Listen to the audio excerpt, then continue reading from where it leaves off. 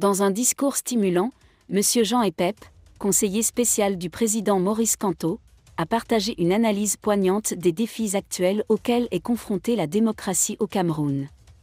Désolé de vous interrompre, ce rapport peut contenir des commentaires soumis au choix de l'auteur. S'il vous plaît, si vous êtes nouveau sur cette chaîne, veuillez vous abonner et activer la cloche de notification. De cette façon, vous serez averti lorsque nous publierons de nouveaux rapports sur cette même chaîne. Merci. Monsieur Epep a souligné les similitudes avec la situation politique du Gabon et la nécessité urgente de changer le système électoral du Cameroun pour promouvoir une démocratie véritable et transparente.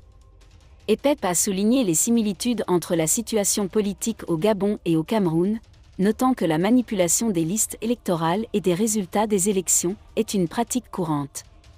Il a déclaré que cette décision avait aidé le régime camerounais à rester au pouvoir pendant de nombreuses années. Il a fermement condamné ces actions, les qualifiant d'équivalent criminel d'une invasion militaire étrangère du pays. Le conseiller spécial a rappelé qu'une véritable démocratie ne peut être réalisée que si ses principes et valeurs sous-jacents sont partagés par la majorité de la population. Il a souligné que l'équité des élections présidentielles et le respect des résultats sont les éléments fondamentaux d'une démocratie forte et fonctionnelle. Il a toutefois reconnu que le chemin vers une démocratie incontestée est semé d'embûches, surtout lorsque ces principes ne sont pas respectés par les autorités politiques. Messieurs, Epep a appelé à des actions pour soutenir une véritable démocratie au Cameroun. Il estime que toute mesure visant à mettre fin à la manipulation électorale est une étape importante vers le progrès et le développement réel. Il a insisté sur la nécessité d'élever des dirigeants légitimes et engagés dans le développement de la nation et du pays. Dans l'ensemble, l'analyse de M est solide. Jean Epep, conseiller spécial du président Maurice Kamto, a souligné les défis persistants auxquels est confrontée la démocratie au Cameroun. À travers cette analyse, nous appelons à l'action et au changement pour une démocratie vraie, transparente et respectueuse des principes et valeurs fondamentaux. Monsieur. La déclaration de l'EPAP souligne l'importance d'un système électoral qui garantisse la voix du peuple et favorise l'émergence de dirigeants responsables et progressistes. Le coup d'État gabonais a eu un certain impact au Cameroun.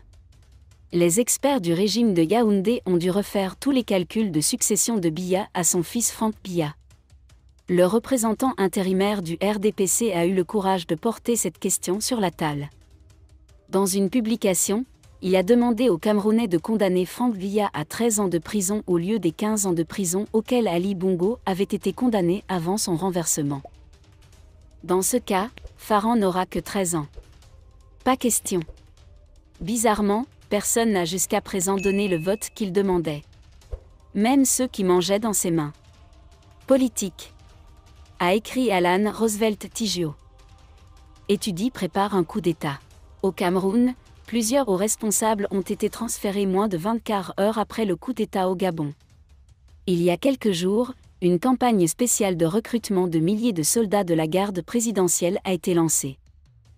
Au Rwanda, Paul Kagame a retiré de son armée plusieurs généraux et officiers supérieurs très influents. Selon le journaliste Albin Gillot, ce sont des signes. Si vous avez aimé cette vidéo, merci de liker, partager, commenter et surtout vous abonner à la chaîne. Et on se retrouve très vite pour une prochaine vidéo.